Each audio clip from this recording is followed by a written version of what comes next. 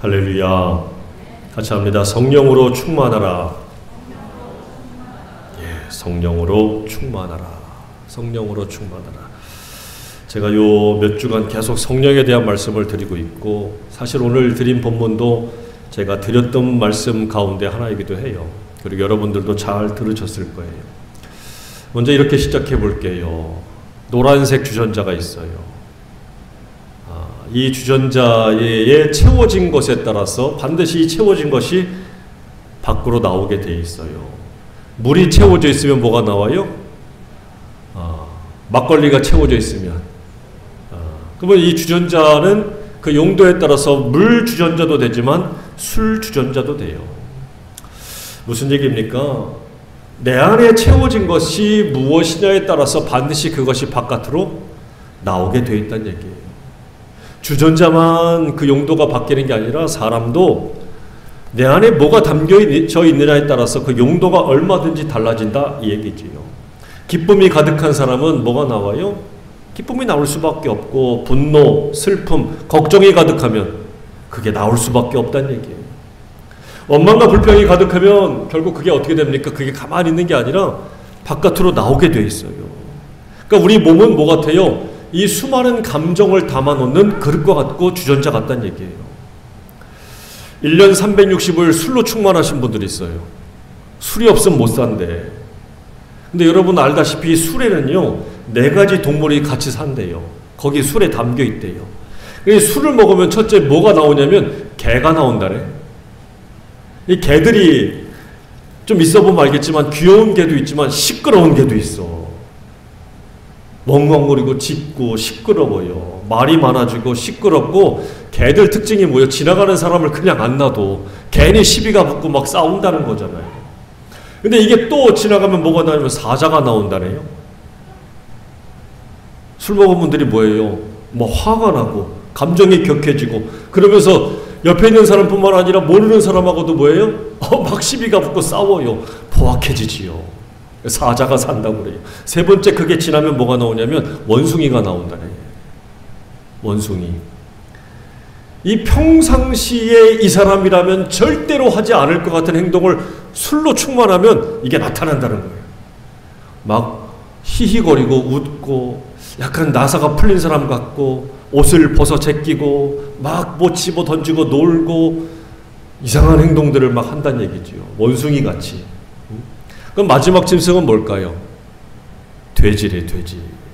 돼지. 어떤 사람이 그러더라고요. 마지막 짐승까지 튀어나오면 이제는 사람이 아니래. 토는 사람이 아니래요. 이게 뭐 토하고 자기가 토한 곳에서 다시 뒹굴르고 아무데나 실례를 하고, 심지어는 길바닥을 자기 안방 삼아서 막 자기도 하고. 여러분, 이거 술로 자기를 채우는 걸 굉장히 조심해야 돼요. 주의해야 돼요. 왜 그러는 줄 아십니까? 술로 채우면 이 4가지 짐승 동물도 튀어나오지만 가장 중요한 것은 원래부터 내 안에 담겨져 있던 죄성을 이 술이 드러내요. 잠잠하게 있던 그 내 안에 잠들고 있던 그 죄를 이 술을 먹음으로 이게 같이 튀어나오게 만든다는 거지요. 마치 여물통을 잔잔한데 휙 저으면 막 가라앉았던 것이 떠오르는 것처럼 내 죄성이 막 튀어올라요. 그러다 우리가 예수를 믿으면 달라져야죠.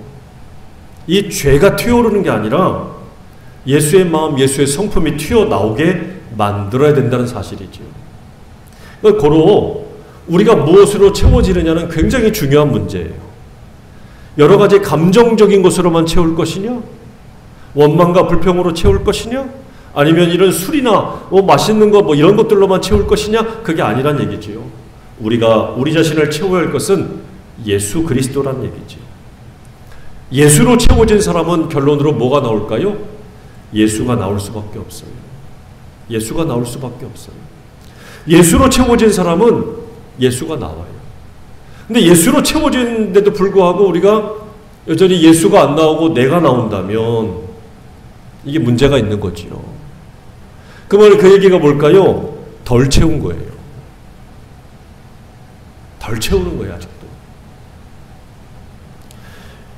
이스라엘이 애굽에서 탈출했어요. 430년 동안 종살이 하다가 애굽에서 나왔잖아요.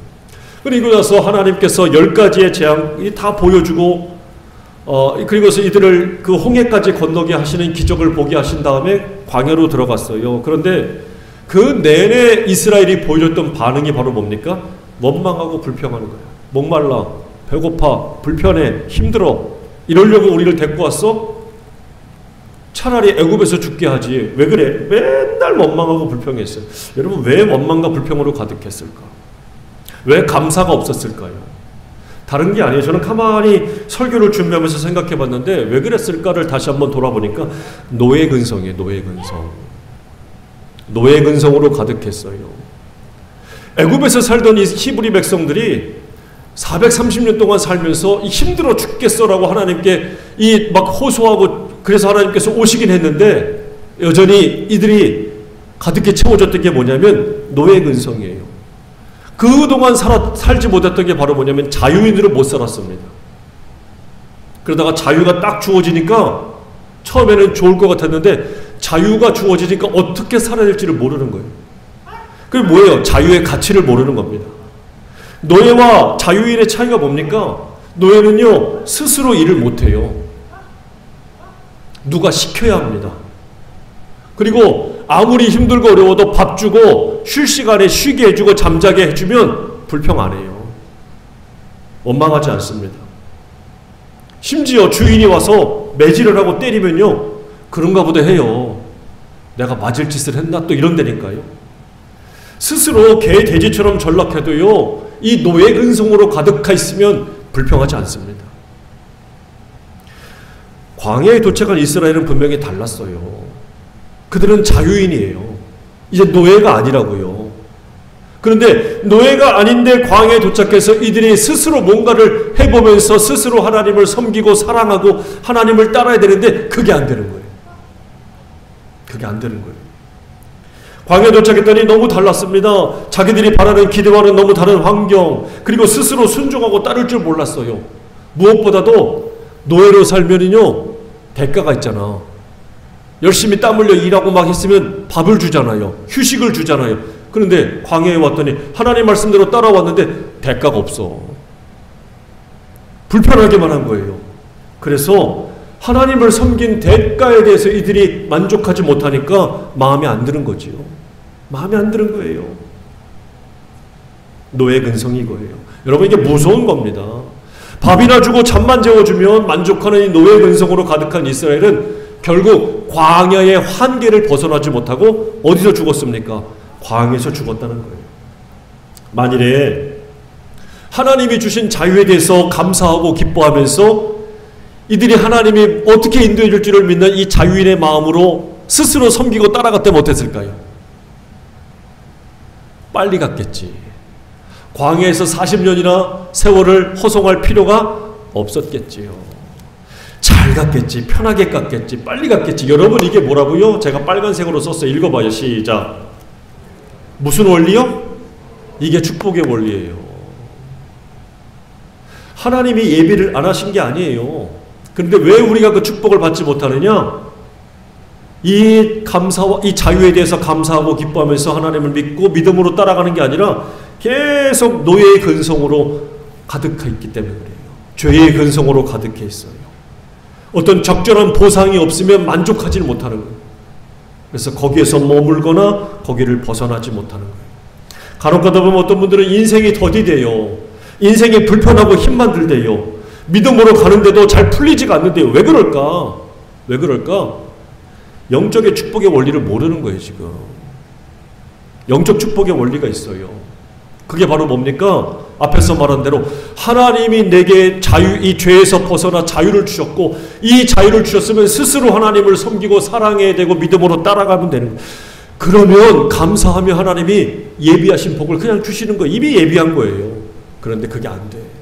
여전히 우리가 애굽에서 탈출한 이스라엘이 원망하고 불평하는 것처럼 죄에 여전히 묶여 있어. 수시로 이 죄가 막 튀어올라. 그래서 계속 미워하고 계속 원망하고 계속 불평하는 이유가 이 죄가 자꾸 튀어오르는 거예요. 여러분, 몸만 애굽에서 나왔다고 자유인이 아니에요. 마음도 나와야 돼. 예수님이 나를 죄에서 풀어줬다는 것을 머리로만 믿고 있으면 안 돼요. 정말 가슴으로 내가 하나님의 거룩한 백성과 자녀가 되었다는 것을 내 가슴으로 받아들이고 믿어야 돼요. 그 믿음 가운데 기쁨이 나오고 그 믿음 가운데 아무리 힘들고 어려워도 따라가면 하나님이 주시는 그 복을 받을 수 있어요. 이게 축복의 원리예요. 안 주고 싶어서가 아니에요. 그릇이 안 되는 거예요. 더러운 거예요. 못 담아주지.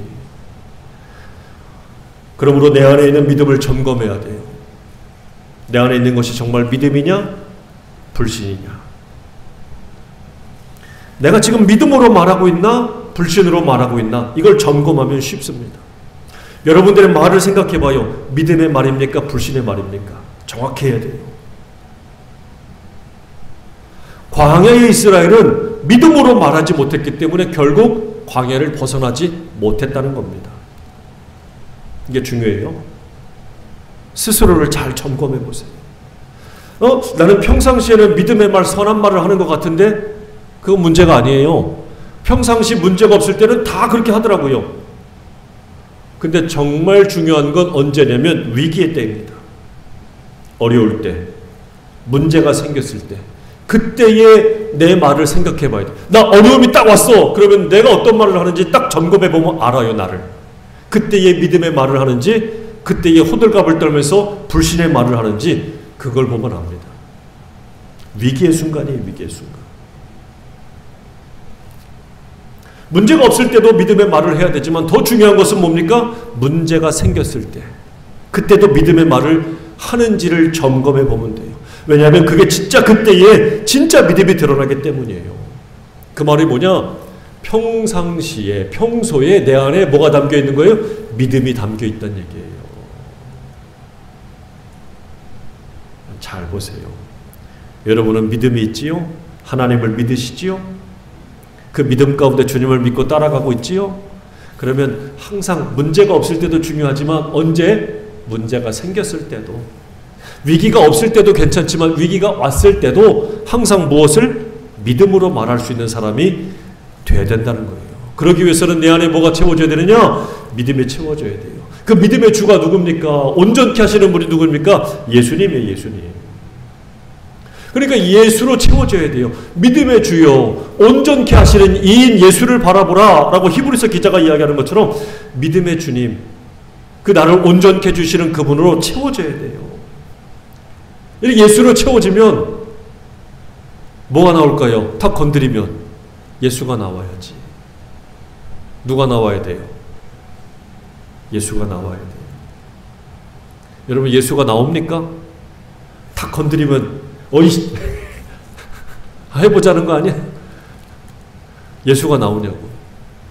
평상시 좋을 때도 마찬가지지만 힘들고 어려울 때도 예수가 나오냐고. 예수가 나와야 돼요. 여러분, 이거 잘 안 돼요? 목사님 말을 들으면 나는 믿음이 전혀 없는 사람 같아요 라고 그렇게 생각할 수도 있어요. 아니에요, 여러분. 그렇다고 실망하지 마요. 이거를 돕는 분이 있어요. 그분이 바로 누굽니까? 성령님이에요. 그래서 왜 제가 매주일마다 이렇게 성령에 대해서 얘기하고 성령을 구하라고 하느냐? 이걸 도울 수 있는 분이기 때문에 그래요. 그래서 이걸 돕도록 주님이 주님 대신에 이 영을 보혜사 성령님을 보내주시겠다라고 하신 거예요. 오늘 그 말씀을 살펴보면 예수님이 십자가에 달렸을 때가 6월절이었어요. 그리고 부활하시고 40일 동안 제자들과 함께 지내셨어요. 그리고 승천하시기 전에 제자들에게 말씀하셨죠. 사도행전 1장 4절에 보면 예루살렘을 떠나지 말고 기다리래요. 뭘 기다리래요? 아버지의 약속하신 것을 기다리래요. 왜 그 위험한 예루살렘, 예수님이 죽으신 곳이잖아요. 근데 거기를 떠나지 말고 왜 기다리라고 했을까? 그 사도행전 1장 5절을 보면 성령으로 세례를 받을 거니까, 성령 세례가 있을 거니까 너희들이 뭐 하지 말라? 떠나지 말고 기다려라 이거예요. 그러니까 예루살렘에 왜 남아있어야 됩니까? 성령 받으려고. 자, 그래서 기다렸어요. 제자들이 두려웠어요. 무서웠어요. 하지만 용기를 냈습니다. 주님의 말씀을 믿고 주님이 약속하신 성령 세례를 받으려고 기다렸던 거예요. 그러니까 여러분, 믿음에도 뭐가 필요하냐? 용기가 필요해요. 용기가 필요해요. 믿음의 용기가 있기를 축원합니다. 자, 그리고 나서 40일을 지났고 이제 열흘이 지났지요. 그 열흘이 지난 게 뭐예요? 오순절. 부활하시고 나서부터 50일째가 되는 날이 오순절이, 6월절에서 50일이 지나면 오순절. 그 오순절 마가의 다락방이지요. 그러니까 예수님이 살아서 부활하셔서 40일 계셨고 이제 열흘이 지난 거예요. 이게 딱 정확히 50일이 채워졌지요. 그때에 성령께서 강림하셨어요. 어디에? 마가의 다락방에. 그리고 그 약속을 믿고 기다린 그들에게 어떻게 하셨어요? 성령이 드디어 그들에게 임하셨어요. 강하고 급한 바람처럼 확 불어오고 각 사람 머리 위에 불꽃처럼 막 나타나기 시작하는, 불이 아니에요. 그런 모양이에요, 모양. 이걸 사람의 말로 설명하려니까 그렇게 된 거지요. 자, 이렇게 놀라운 성령의 임재의 역사가 나타난 거지요. 성경을 보면요, 이 성령에 대해서 여러 가지 말씀이 신구약에 나오는데 대충 한 300군데가 넘습니다. 근데 정확히 성령이 뭐다라고 하는 것을 명확히 밝혀내는 건 없어요. 그냥 하나님의 영, 여호와의 영, 여러 가지가 많은데 그 성령을 가리켜서 우리가 대부분 뭐라고 이야기하냐면 거룩한 영, Holy Spirit, The Spirit, The Spirit of God, 하나님의 영. 히브리어는 루아흐, 헬라어로는 푸뉴마, 뭐 이렇게 얘기합니다. 근데 여기에서 이 하나님의 영이라고 불림받는 이것에 대해서 아주 우리가 쉽게 접할 수 있는 게 바로 뭐냐면 호흡이라는 거예요. 호흡. 바람도 있지만 호흡이라는 게 있어요. 루아흐. 아담과 하와를 지으실 때 하나님께서 진흙을 빚어놓고 그 코에 생기를 후 불어넣었더니 비로소 살아있는 생영이 되었다고 말씀하고 있거든. 그 호흡이에요. 호흡. 호흡. 여러분, 왜 성령을 호흡이라고 할까? 왜 호흡이라고 할까? 쉽지요. 여러분 목 한번 졸라봐요. 이렇게 살 수 있습니까? 아무리 건강한 사람도 목 딱 맞고요, 꼭 누르면 죽어요. 호흡이 끊기면 살 수가 없는 거예요. 마찬가지로 성령이 아니시면 우리의 영이 호흡을 할 수 없다. 다시 말하면 살 수가 없다는 얘기예요. 사람은 영적인 존재예요.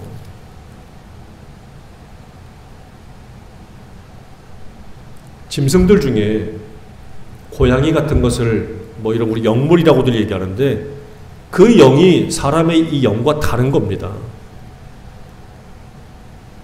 그런 것들을 가리켜서 우리가 영적 존재라고 말하지 않아요. 그냥 동물이에요. 누구만이, 사람만이 영적인 존재입니다. 그런데 그 영적인 존재가 우리 육신에서 호흡을 하고 숨을 쉬어야 사는 것처럼 그래야 사는데 성령이 오시지 않고 하나님의 호흡이 들어오지 않으면 영도 뭐 할 수 있다? 죽을 수 있다. 죽어갈 수 있다는 얘기예요.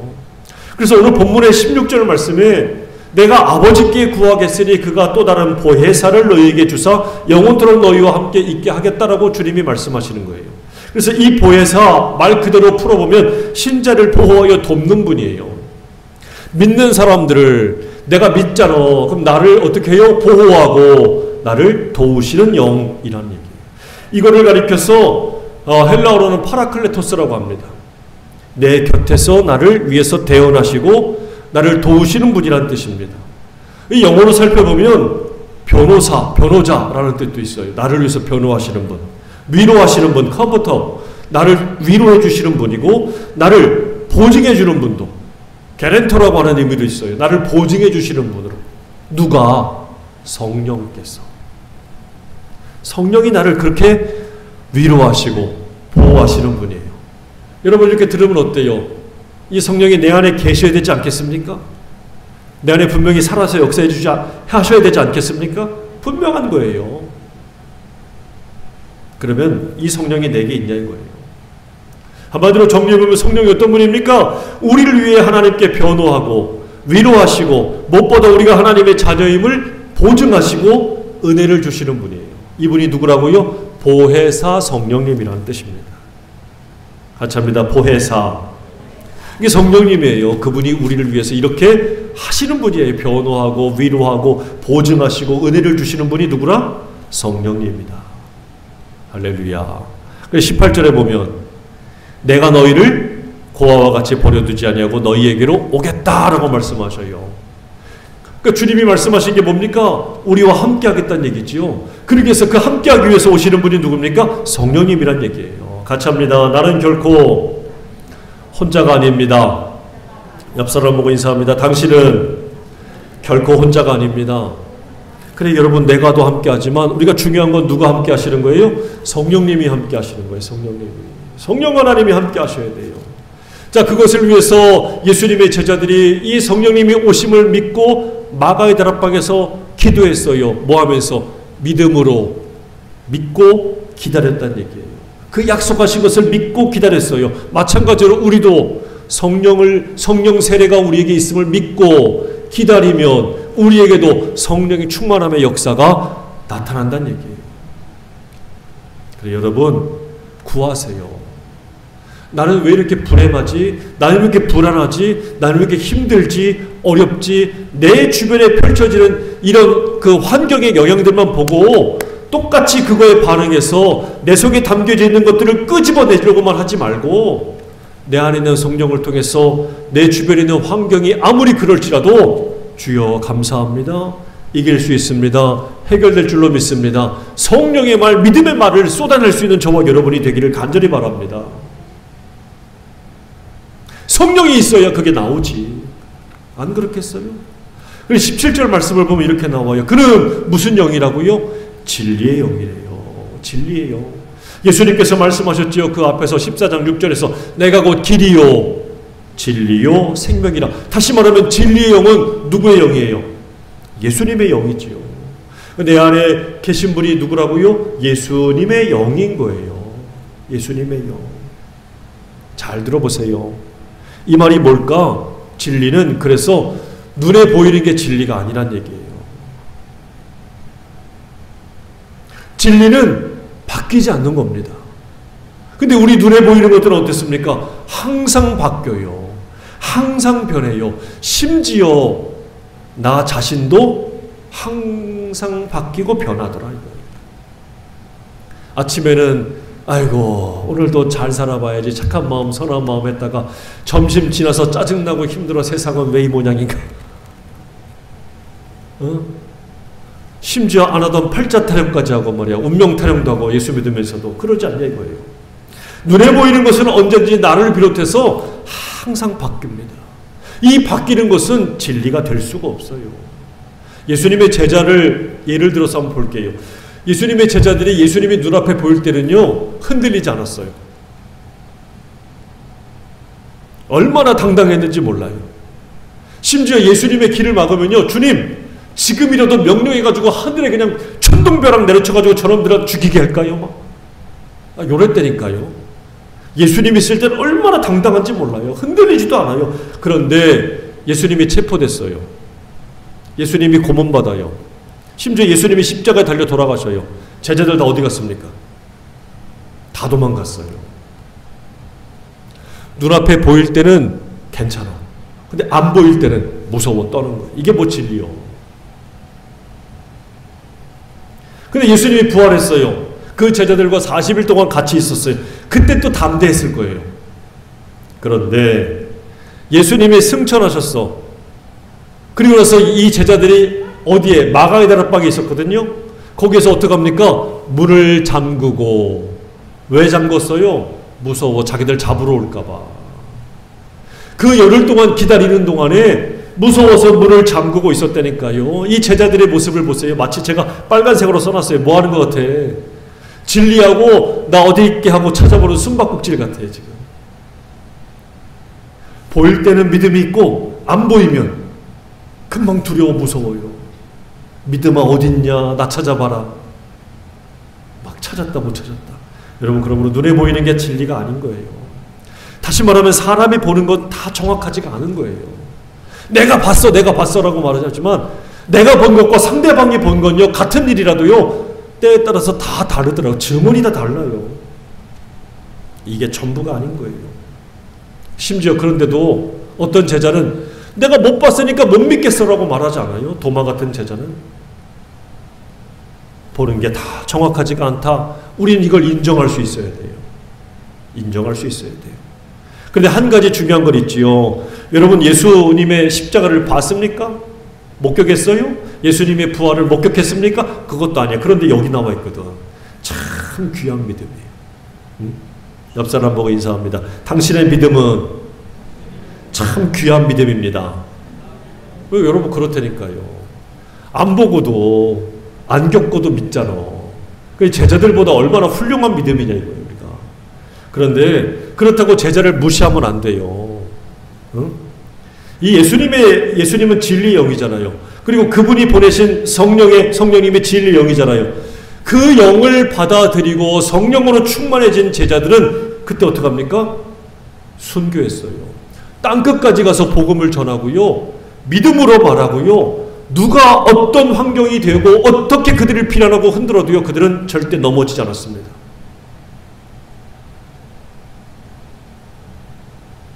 성령 체험하고 난 이 제자들의 모습은 달라졌습니다.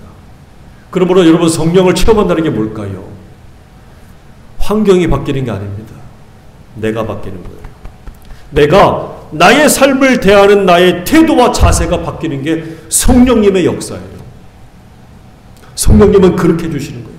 삶의 가치와 우선순위가 달라지게 보이는 거예요. 성령님은 그걸 알게 해주시는 거예요. 이전에는 내가 중심에 내가 중심. 그러나 성령을 받아서 중심이 바뀌면, 우선순위가 바뀌면 예수님이 중심이고 교회가 중심이고 천국이 중심이 되는 거예요. 중심이 달라져요. 이것이 성령님의 역사고 성령님께서 우리에게 알게 해주시는 거예요. 빌립보서 1장 20절에 사도 바울이 보니까요, 이 성령이 충만한 사도 바울이 뭐라고 고백합니까? 나의 간절한 기대와 소망을 따라 아무 일에든지 부끄러워하지 아니하고 지금도 전과 같이 온전히 담대하여 살든지 죽든지 내 몸에서 그리스도가 존귀하게 되게 하려 하다니 이는 내게 사는 것이 그리스도니 죽는 것도 뭐라고요? 유익하대요. 어떻게 이렇게 고백할 수 있습니까? 어떻게 이렇게 고백할 수 있어요? 야, 죽는 거는 내게 손해야. 나는 죽고 싶지 않아. 살고만 싶어. 라고 할 텐데 바울은 죽는 것도 유익함이래요. 심지어 매를 실컷 맞고 빌립보 감옥에 갇혔어요. 그 빌립보 감옥에 실라라고 하는 제자와 함께 갇혔는데 그때 그들이 한 것이 뭡니까? 밤중에 하나님께 기도하고 찬미했대요. 매를 맞고 찬미했대요. 바울 속에 그의 환경은 바로 뭡니까? 충분히 원망하고 불평할 만한 환경이. 내가 예수를 믿고 예수님을 전하면 나를 축복해 주셔야지. 나를 돕는 사람들로 가득히 불러주시고 채워주셔야지. 어떻게 이렇게 매를 맞고 착고가 채워지고 감옥에 가둡니까? 어떻게 이럴 수가 있어요? 라고 할 텐데 바울은 그 속에 뭐가 담겼어요? 성령님이 담겨 있어요. 원망과 불평의 환경인데 그걸 얘기 않고 기도와 찬송으로 바꾸고 있어요. 하나님, 이것조차도 감사해요. 속에 뭐가 담겨 있냐고. 여러분 안에, 여러분 속에는 뭐가 담겨 있습니까? 누가 담겨 있습니까? 무슨 말을 하십니까? 원망과 불평의 환경에서도 바울은 성령의 말, 믿음의 말, 기도의 말을 합니다. 억울할 때 억울한 것만 쳐다보면 계속 억울할 수밖에 없어요. 그렇지요? 그러나 성령으로 충만한 사람은 예수님을 바라보며 바울처럼 찬송과 기도로 바꿀 수 있는 힘이 있는 줄로 믿습니다. 다시 말하면 태도와 자세가 달라지는 거예요. 그러니 여러분 우리가 무엇으로 채워야 하겠습니까? 하나님의 영으로 채워야 돼요. 심지어 빌립보서에서 바울이 고백하지요. 4장 11절 이하에 보면 내가 궁핍함으로 말하는 게 아니라 어떤 형편에든지 내가 자족하기를 배웠다. 내가 비천에 처할 줄도 하고 풍부에 처할 줄도 알아. 모든 일에 배부르며 배고픔과 풍부와 궁핍에도 일체의 비결을 배웠다 합니다. 일체의 비결. 어떤 환경에서도 감사하고 기도하고 찬송할 수 있는 그 비결이 바로 뭘까요? 내 안에 담긴 예수 그리스도. 내게 나를 돕기 위해서 오신 성령으로 충만할 때예요. 그래서 내게 능력 주시는 자 안에서 내가 모든 것을 할 수 있다 라고 고백하고 있어요. 저와 여러분이 이렇게 고백할 수 있기를 주의 이름으로 축원합니다. 영화에 타이타닉이라고 하는 영화가 있어요. 실화를 바탕으로 만드는 영화죠. 저 엄청나게 거대한 타이타닉이 바다에 침몰하고 있어요. 모두가 저 기울어져가는 저 경사로에서 살겠다고 막 난간을 붙들고 있습니다. 저 차가운 바다에 뛰어내리는데 온몸이 그냥 막 고통받으면서 바다에 빠져 죽어가고 살기 위해서 끝까지 아등바등하고 구조대를 기다리고 있어요. 남은 사람들은 여자와 어린아이들을 먼저 살리고 어떻게든지 그 속에 들어가서 살겠다고 하는 비열한 사람들도 있었습니다. 근데 그때에 그 현장에는 월레스 하틀리라고 하는 이 사람이 있었습니다. 배가 기울어져 침몰하는 순간에도 그의 단원들과 함께 마지막까지 악기를 연주하면서 찬송을 불렀어요. 숨질 때 되도록 주 찬송하면서 주께도 나가기 원합니다. 어떻게 이럴 수가 있을까요?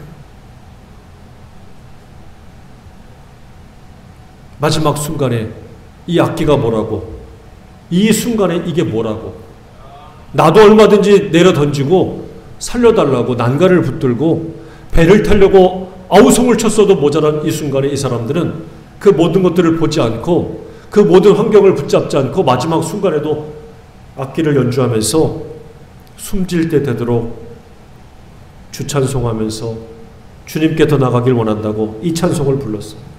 어떻게 이럴 수 있을까? 그 안에 담겨져 있는 것이 다르기 때문입니다. 그 마지막 순간에 그들은 이 세상이 아니라 저 천국, 마치 스데반 집사가 당신을 바라보면서 환하게 천국에서 하늘에서 웃고 계신 이 주님을 보았던 것처럼 그 주님을 보았기 때문인 줄로 믿습니다. 여러분, 평생을 행복하게 산 사람이라도 만일 죽음 앞에서 두려워하고 흔들린다면 그 사람을 가리켜서 우리가 행복한 사람이라고 말할 수 있을까? 아닐 겁니다. 평생을 하나 부끄럽지 않고 정말 떵떵거리며 살았던 사람이라도 마지막 순간에 비열하게 살려달라고 막 한다면 그 사람을 가리켜서 대담한 사람이라고 말하지 못할 겁니다. 죽음을 두려워하지 않는 그 믿음이 있다면 그것은 하나님의 선물입니다. 그들은 그 마지막 순간에도 죽음을 두려워하지 않는 믿음을 가졌어요. 그 차가운 바닷속에 빠져서 죽을 시간이 얼마 남지 않았는데도 불구하고 무서워하지 않았습니다. 무엇일까요? 무엇일까요? 아까 잠시 말씀드렸지만 아담을 지으시고 하나님께서 그 진흙덩어리에 불과한 인간에게 숨결을 후 불어넣었을 때에 그들이 뭐가 됐다고요? 비로소 살아있는 영이 되었다고. 저는 그 마지막 순간에 성령께서 그들의 마음에 후하고 생명을 불어넣어 주셨다고 봐요. 이 땅의 생명이 아니라 저 하늘의 생명. 여러분, 우리에게 하나님은 지금도 끊임없이 말씀하셔요. 야, 육신의 생명으로만 살면 안 돼. 땅의 생명으로만 만족하면 안 돼. 너는 하나님께 속한 사람이야. 저 하늘에 거할 사람이야. 너 속에 그 성령의 숨결이 불어 넣어줘야 돼. 라고 믿고 고백해야 돼요. 여러분, 이게 인정이 되십니까? 이게 믿어지십니까? 그러기 위해서 한 가지만 더 말씀드리면 생명이 내 것이 아니라는 것을 우리가 고백하고 인정해야 돼요. 이거 내 거 아니에요. 저 그림에 나와 있는 저 심장이 내 건 것 같습니까? 명령해 보세요. 지금 멈춰보라고. 멈춰라. 안 멈추네, 아무도. 아무리 내가 명령한다고 내 말 듣지 않습니다. 멈춘 심장에게 다시 뛰어라고 명령하면 삽니까? 다시 뜁니까? 안 그래요. 무슨 얘기입니까? 이 심장 내 거 아니란 얘기예요. 내 거 아니에요. 우리 권사님들 맨날 신방 가면 그래. 아유, 이제 갈 날이 얼마 안 남았어요. 이제 얼마 안 남았어요. 얼마 안 남았어요. 그거는 알겠는데 얼마 안 남은지는 그 얼마는 어떻게 하냐고. 모른다고요. 내 거예요? 아니, 그래서 몰라요. 그거 누구 겁니까? 하나님 거예요. 생명의 주인은 누구라고요? 하나님이에요. 생명이 하나님의 것이라면, 다시 말하면 그거 내 마음대로 살면 안 되는 거예요. 주인 마음대로 살아야지요. 그래서 사도 바울의 고백처럼 그런즉 너희가 먹든지 마시든지 뭘 하든지 간에 다 누구의 영광을 위해서? 하나님의 영광을 위해서 하래요. 그분 뜻대로 살아야 된다는 얘기입니다. 그러므로 사랑하는 여러분, 이 어지럽고 혼란한 시대에 우리가 더욱더 해야 될 것은 바로 뭐냐면 성령을 구해야 돼요. 내 몸에, 내 심령에, 내 영혼에 원래부터 주인이셨던 그분을 다시 모시는 거예요. 그래서 그분을 통해서 내가 살아있는 영으로서 살아가야 되는 거예요. 이 눈에 보이는 것들을 따라서 그것을 쫓아가는 삶이 아니라 하나님께서 내게 주시려고 하는 그것을 바라보면서 그것을 의지하면서 그것을 채우면서 살아가야 되는 거예요. 그때의 우리 영이, 우리의 삶이 달라집니다. 보는 게 달라질 거예요. 더 이상 원망과 불평의 환경이 오지만 나는 똑같은 말을 내뱉지 않고 바울처럼 기도하고 찬송하는 사람이 될 것입니다. 분명히 감사할 수 없는 환경이 내게 오지만 성령께서 나에게 붙잡아 주시고 역사해 주시고 보게 해 주시니 어떤 말을 할까요? 감사의 말을 할 거예요. 여러분, 그러므로 기독교는 채움의 종교라는 것을 확실히 깨달아야 돼요. 무슨 종교라고요? 비움의 종교가 아니에요. 우린 자꾸 뭘 비워내야 된다고 그걸로만 끝나는데 비우기만 하면 안 돼요. 비우기만 하면 이렇게 되는 거예요. 흉가. 이 흉가 있잖아요. 시골에 얼마나 많아져. 비우면 어떻게 됩니까? 온갖 벌레에 잡초에 그냥 막 이런 것들로 득식을 하지, 거미줄로. 이 마음이 그냥 비워내기만 하면 그걸로 끝나면 안 돼요. 비우면 여기에도 온갖 더러운 것들이 다 오고 심지어는 마귀가 지 친구들까지 다 데리고 와서 지가 주인 노릇한다니까. 비우면 안 돼요. 성령으로 채워야 돼요. 성령님을 모셔야 돼요. 더럽고 추한 것들을 비워냈습니까? 내 죄를 회개했습니까? 그러면 그때부터 당장에 구해야 될 것이 바로 뭐냐? 성령님 내게 오시옵소서예요. 날마다 구하셔야 됩니다. 성령님을 구해야 돼요. 성령님으로 충만해야 돼요. 그래야 그분의 인도와 지시를 받고 내 삶의 방향이 달라지고 내 삶을 대하는 태도와 자세가 달라지고 우리의 가정을 보면서 더 이상 이놈의 집구석이 아니라 은혜의 가정, 은혜의 터전, 내 일터를 보면서 죽지 못해 마지 못해 사는 것이 아니라 하나님이 내게 준 축복의 자리로 바라보는 눈으로 바뀌어진다는 사실입니다. 이 가능성 없는 인간화가 아니에요. 하나님이 사랑하는 사람으로 바라보는, 그 사람을 바라보는 내 태도와 자세가 달라지게 된다는 사실입니다.